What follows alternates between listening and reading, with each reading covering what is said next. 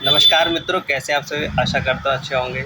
जिन लोगों की जन्म पत्रिका में मंगल दोष है, हम उन लोगों को बताना चाहते हैं कि यदि आपके कुंडली में मंगल दोष बन रहा है और इसके वजह से आपका विवाह हो भी चुका है, लेकिन आपको पता नहीं था कि विवाह से पूर्व कुंडली मिलान कर लेना है, या कुंडली नहीं हो पाने के कारण से ऐसा हो रहा है। इसकी साफ सुथरी सी पहचान ये है कि यदि जन्म पत्रिका में मंगल दोष है और आपका विवाह किसी सादा वर से या कन्या से हो जाता है, तो एक व्यक्ति की तबीयत खराब होना शुरू हो जाती है और वह स्वास्थ्य लगातार गिरता चला जाता है। यह सबसे बड़ी पहचान है कि वह कोई रोग नहीं होता है, लेकिन रक्त संबंधित समस्याएं उत्पन्न हो जाती हैं।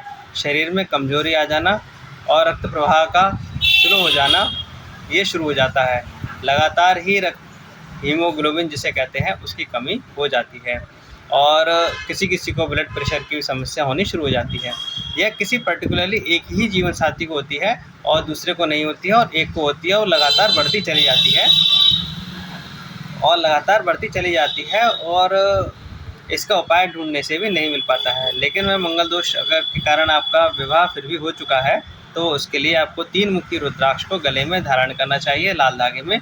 साथ ही भगवान शिव की मंगल स्रोत से पूजा करनी चाहिए। भगवान शिव पर जल के साथ साथ शहद, शुद्ध शहद को चढ़ाना चाहिए। लाल चंदन से उनको लेप लगाना चाहिए और भस्म की आरती उनकी करनी चाहिए।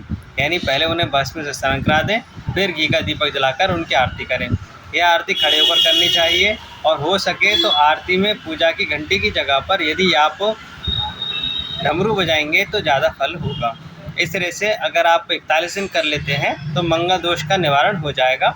और यह जो त्रिमुखी रुद्राक्ष मैंने आपको बताया, यह प्राण प्रतिष्ठित और अभिमंत्रित होना चाहिए, ताकि आपको एक पूर्ण फल प्राप्त हो।